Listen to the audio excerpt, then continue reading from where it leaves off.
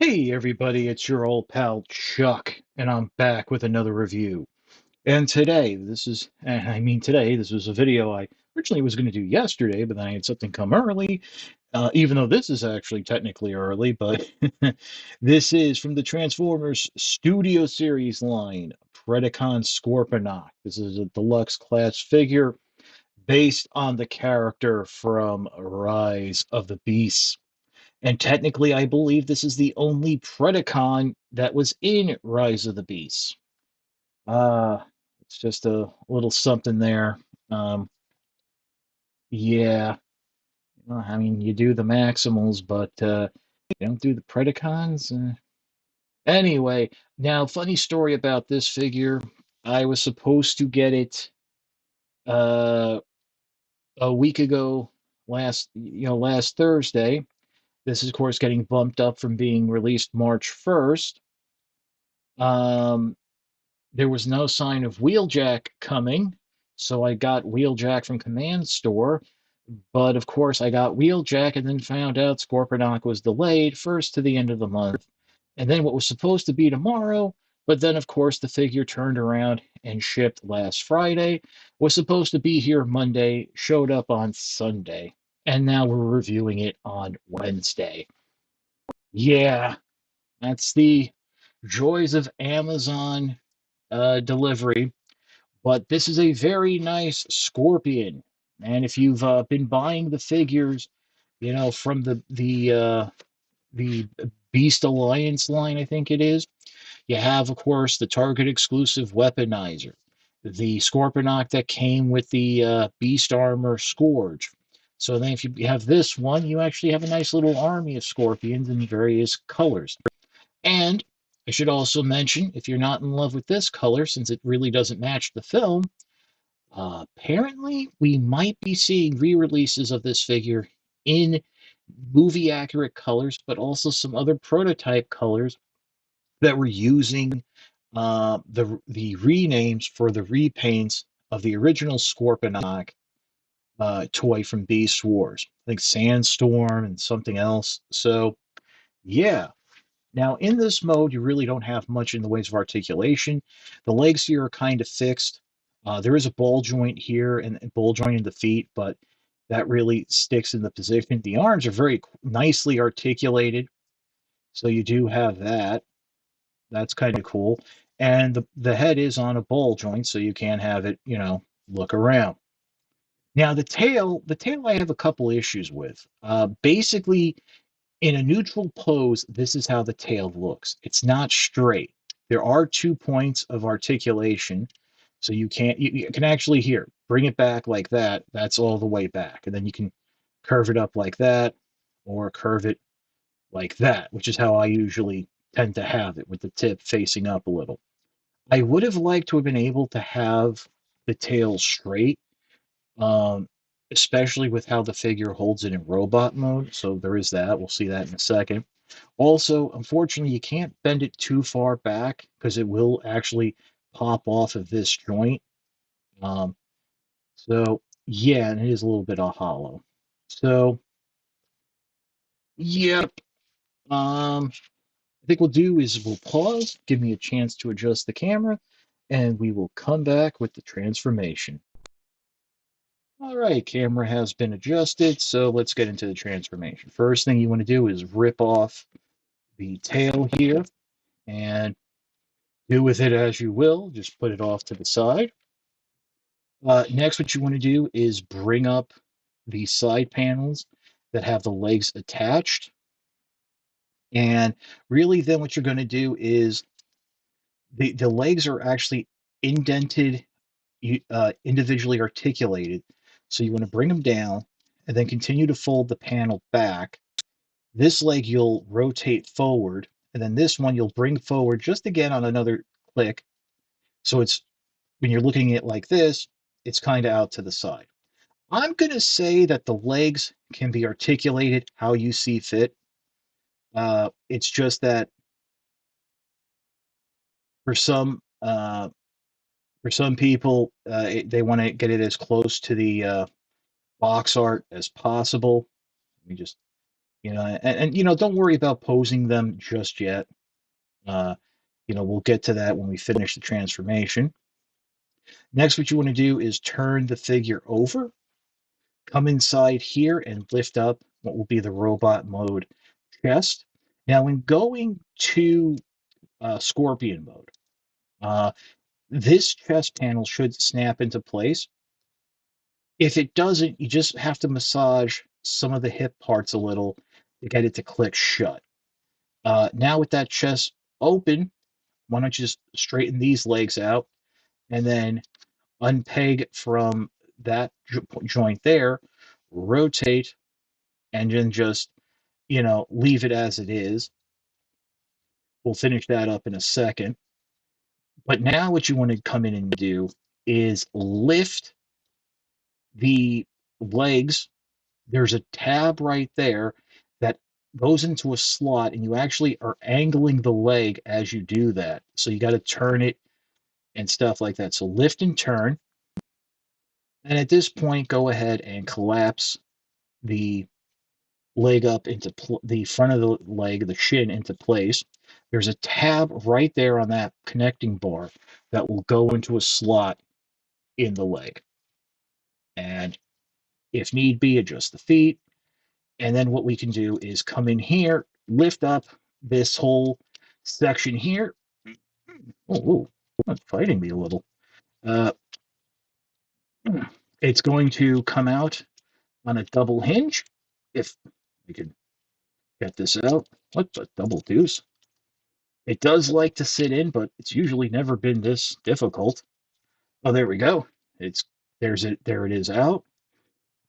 If you just had to manhandle your figure, please fix the legs. Bring them forward. The knees do actually have a little friction tab to lock into place there, but I think that's actually kind of handy for the transformation. Bring it down just like so.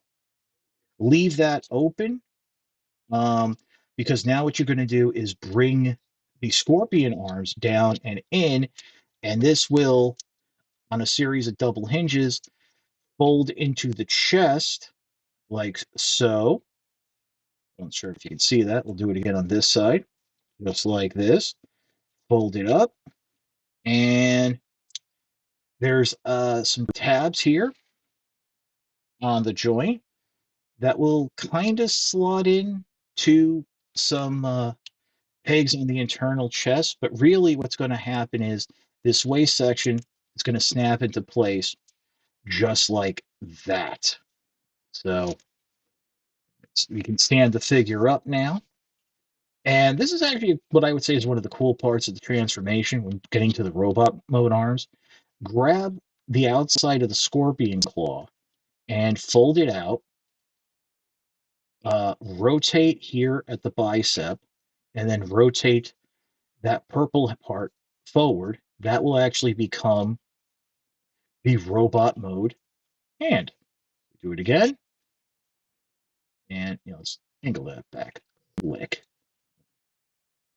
that. Give you a little more room. Hmm.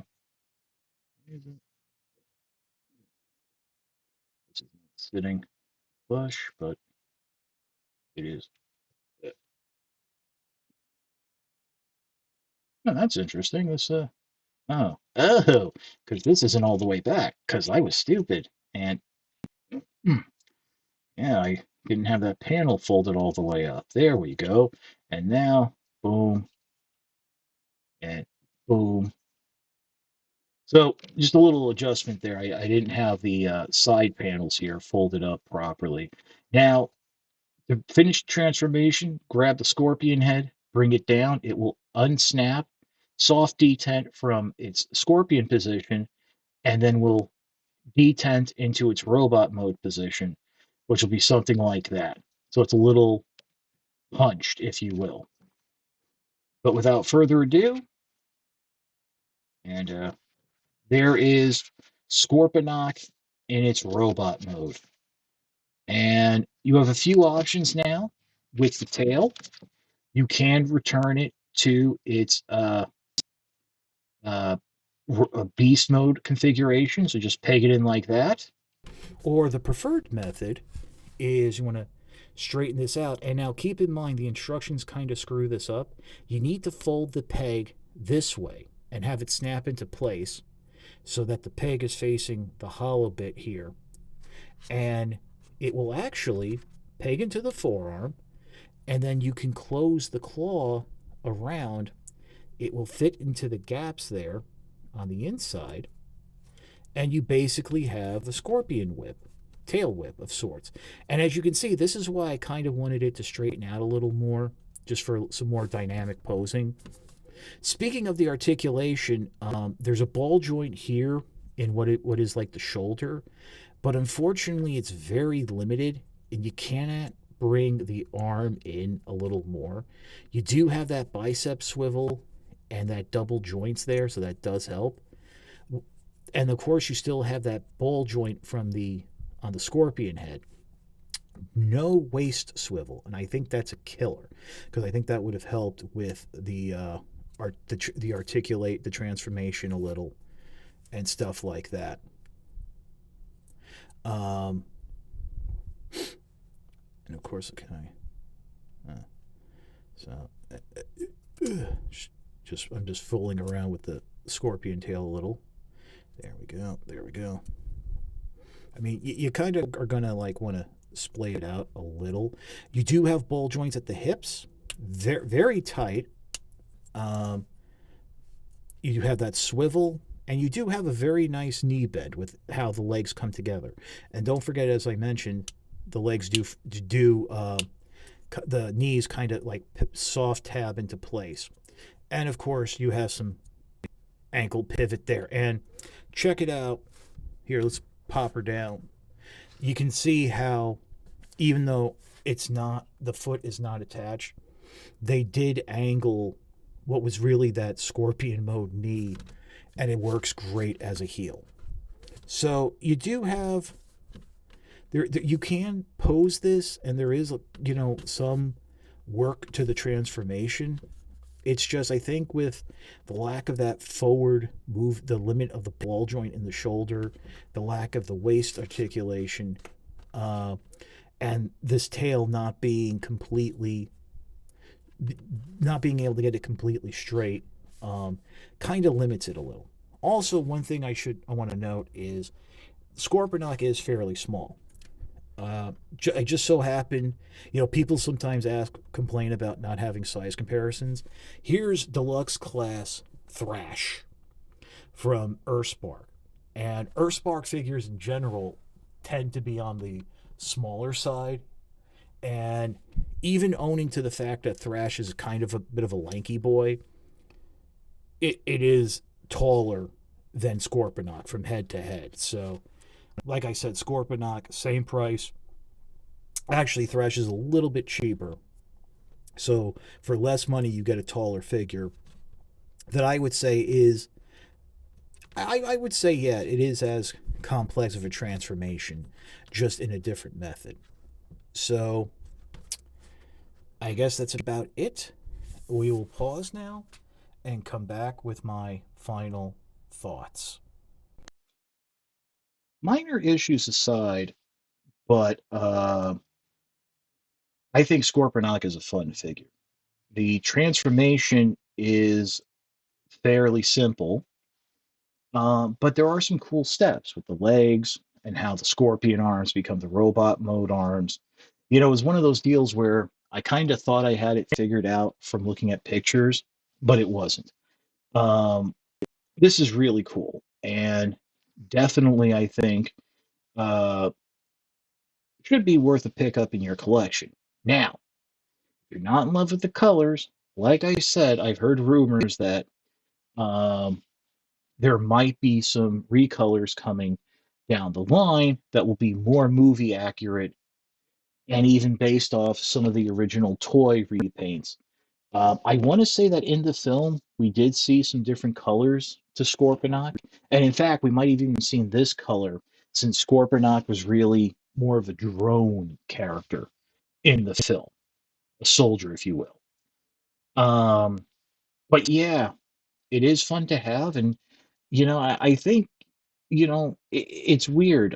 When it comes to the Studio Series line, some of the figures for Rise of the Beast have been really, really good, like Bumblebee, Cheetor, Optimus Prime, Air Razor, Rhinox, and I would put Scorponok on that list, while some of them, the other ones haven't. Sort of like Mirage, Wheeljack was a little iffy.